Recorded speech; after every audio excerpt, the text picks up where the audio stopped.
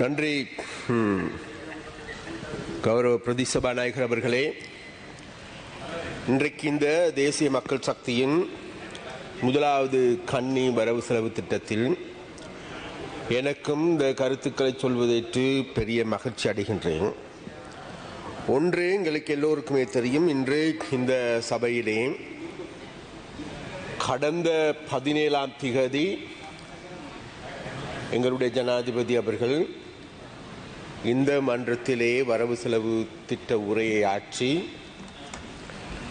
அந்த வரவு செலவு திட்டத்தினுடைய தூர நோக்கு என்ன, அதன் மூலமாக நாங்கள் செய்யப்போவது என்ன, அதே போன்று கடந்த காலங்களில் எமது நாடு ஏன் இந்த இடத்திற்கு வீழ்ந்தது, அந்த வீழ்ந்திருக்கின்ற நாட்டை நாங்கள் எப்படி மீட்பது என்கின்ற விடயங்கள் தொடர்பாக மிகவும் ஆழமாகவும் மிகவும் அர்த்தபுஷ்டியான கருத்துக்களை சுமார் 2 மணித்தியாலங்களுக்கு மேலாக இந்த சபையிலே உரையாற்றியிருந்தார்கள். அதன் போது எங்களுக்கு எல்லோருக்குமே தெரியும், இன்று அந்த உரையாற்றப்பட்டு இன்றோடு 5 நாட்களுக்கு மேலாகும். இந்த 5 நாட்களாகவும் இந்த மன்றத்திலே இது சம்பந்தமான விவாதம் இடம்பெற்று வருகிறது. அந்த விவாதத்தின் பொழுது கௌரவ பிரதி சபாநாயகர் அவர்களே, விசேடமாக எதிரணியை சார்ந்த உறுப்பினர்கள் முன்வைக்கின்ற கருத்துக்களை நாங்கள் பார்க்கின்ற பொழுது எங்களுக்கு தெரிகின்றது, இவர்கள் என்று ஆழ்ந்த உறக்கத்திலிருந்து விழித்தெழுந்தவர்களா என்ற கேள்வி எழுகின்றது. என்றால் இந்த நாடு இன்றைக்கு எங்களுக்கு எல்லோருக்குமே நன்றாக தெரியும், நாடு பொருளாதார ரீதியாகவா, அரசியல் ரீதியாகவா, சமூக ரீதியாகவா எல்லா வழிகளிலும் உடைந்து விழுந்த ஒரு நாடாகும். அதிலும் 2022ஆம் ஆண்டு ஏப்ரல் மாதம் 12ஆம் திகதி இந்த நாடு வங்குரோத்தடைந்த நாடென அறிவிக்கப்பட்ட நாடாகும். அதற்கு முன்பு நாங்கள் தேடி பார்க்கின்ற பொழுது இந்த நாட்டில் பொருளாதார நெருக்கடியின் காரணமாக முழு நாடே செயலிழந்து போயிருந்த ஒரு நிலைமையாகும். அப்ப அந்த நிலைமையின் கீழேயே இன்றைக்கு எங்களிடம் இந்த நாடு ஒப்படைக்கப்பட்டது. அந்த ஒப்படைக்கின்ற பொழுது எங்களுக்கு எல்லோருக்குமே தெரியும், எங்களுடைய ஜனாதிபதி அவர்கள் ஆற்றிய உரை என்பது வரலாற்றில் ஒரு சிறப்பு வாய்ந்த உரை. அது மாத்திரமல்ல, அந்த வரவு செலவு திட்டம். அப்ப அந்த வரலாற்று சிறப்பு நிறைந்த இந்த வரவு செலவு திட்டத்தை சமர்ப்பிப்பதற்கான காரணம் என்ன? அதற்கான மூல காரணம் வேறு எதுவும் இல்லை சபாநாயகர் அவர்களே. எங்களுக்கு எல்லோருக்குமே தெரியும், கடந்த வருடம் செப்டம்பர் மாதம், அதன் பிறகு நவம்பர் மாதமும் இந்த நாட்டிலே வாழ்கின்ற மக்கள், அது தமிழா, சிங்களமா, முஸ்லிமா என்ற பேதங்கள் கிடையாது, வடக்கா, கிழக்கா, தெற்கா, மேற்கா என்கின்ற பேதங்கள் கிடையாது, முழு நாட்டு மக்களும் ஒன்று சேர்ந்து இந்த நாட்டில் ஒரு புதிய மாற்றம் வேண்டுமென. Order please. The Honorable Deputy Chairperson of Committees will take the chair.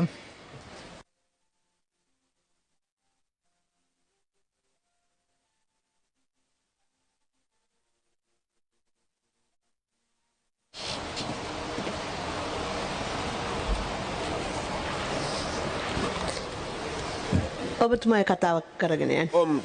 பிரதி சபாநாயகம் பிரதி குழுக்களின் தவிசாளர் அவர்களே, அந்த வகையில் இந்த நாட்டில் வாழ்கின்ற மக்கள் முழு நாடும் ஒன்று சேர்ந்து, நாட்டிற்கு அனைத்து மக்களும் ஒன்று சேர்ந்து, எந்த விதமான ஜாதி, இன, மத பேத குலங்கள் இன்றி மக்கள் எங்களை தெரிவு செய்திருக்கின்றார். அந்த தெரிவு செய்த வரலாற்று அதுவும் ஒரு வரலாற்று சிறப்பு மிக்க முடிவு, மக்களுடைய முடிவு. வரலாற்று சிறப்பு மிக்க ஒரு மக்கள் ஆணையம் என்றால், இது நாள் வரைக்கும் இந்த நாட்டில் அசைக்க முடியாது நினைத்துக் கொண்டிருந்த, இது நாள் வரைக்கும் தாங்களுடைய பாரம்பரிய கட்சிகளுக்கு மாத்திரமே வாக்குகளை வழங்கிய அதன் மூலமாக தாங்களுடைய பிரதேசத்தில் வாழ்கின்ற பிரதேச அரசியல்வாதிகளை மாத்திரம் தெரிவு செய்த மக்கள் இம்முறை எல்லோருமே ஒன்று சேர்ந்து தேசிய மக்கள் சக்தியை தெரிவு செய்தார். அந்த வகையில் ஒரு வரலாற்றில் ஒரு மாற்றமான வரலாற்றில் ஒரு திருப்புமுனையாக அமைகின்ற முடிவினையே மக்கள் எடுத்தார்கள். அதனால் அவ்வாறு முடிவினை எடுத்து நாட்டில் ஒரு மாற்றத்தை ஏற்படுத்துவதற்காக வாக்களித்த மக்களுக்கு மீண்டும் மீண்டும் எங்களுடைய நன்றியை நாங்கள் தெரிவித்தோம். அப்ப அந்த நன்றியை தெரிவித்துக் கொள்வதோடு எங்களுக்கு எல்லோருக்குமே தெரியும் இன்று நாடு எவ்வாறான நிலைமையில் இருக்கின்றது. இந்த வரவு செலவு திட்டம் சமர்ப்பிக்கின்ற போது மக்கள் எவ்வாறான பிரச்சனைகளை எதிர்கொள்கின்றார். நாடு செலவு ரீதியாக எடுத்துக்கொண்டாலும் கூட பொருளாதார ரீதியான பிரச்சனைகள், ஏனைய சமூக பிரச்சனைகள் இன்னும் புரையோடி போயிருக்கின்ற பிரச்சனைகளாகவே இருக்கின்றது. இதில் மாற்றம் வேண்டும் என மக்கள் விரும்பினார்கள். அந்த மாற்றத்தை உருவாக்குகின்ற பணியினை இன்றைக்கு தேசிய மக்கள் சக்தி முதலாவது அடியெடுத்து வைத்திருக்கிறது. முதலாவது அடியெடுத்து வைத்துக் கொண்டு நகருகின்ற போது இந்த பாராளுமன்றத்தில் இருந்த எதிர்கணியினை சார்ந்தவர்கள் உறுப்பினர்கள் இதோ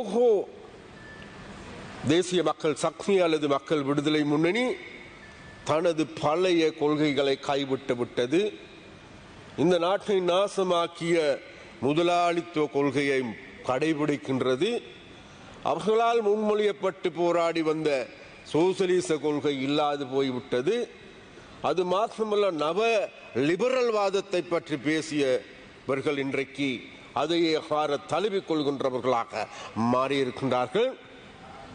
ஏகாதிபத்தியவாதிகளிடம் சரணடைந்து விட்டார்கள். உலக வங்கி அல்லது சர்வதேச நாணய நிதியம் போன்றவற்றிடம் சரணடைந்து விட்டார்கள் என்று கூறுகின்ற வாக்கியங்களை இந்த சபையில் நாங்கள் கேட்கக்கூடியதாக இருந்தது. நான் அவைகளுக்கு ஒரு விடயத்தை மாற்றம் சொல்லுகின்றேன். இன்று காலையில் பேசிய ஒரு சில எதிரணியை சார்ந்த விசேடமாக சஜித் பிரேமதாஸ் அவனுடைய அணியை சார்ந்தவர்கள் எங்களுடைய கல்வி கொள்கைகள் முன்வைக்கப்பட்டிருக்கின்ற பொழுது அதை பற்றி கடுமையாக விமர்சிப்பதை காணக்கூடியதாக இருக்கு. சுகாதார கொள்கையை பற்றி கணிசமான விமர்சனங்களை முன்வைப்பதை காணக்கூடியதாக.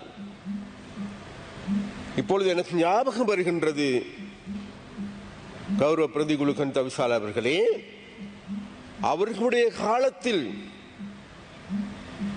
அதாவது 5/6 பெரும்பான்மை கொண்டிருந்த அவர்களுடைய காலத்தில் இந்த இலவச கல்வி குழி தோண்டி புதைக்கப்பட்டது. இலவச கல்வி உரிமைகளுக்காக போராடிய மாணவர்கள் படுகொலை செய்யப்பட்டார்.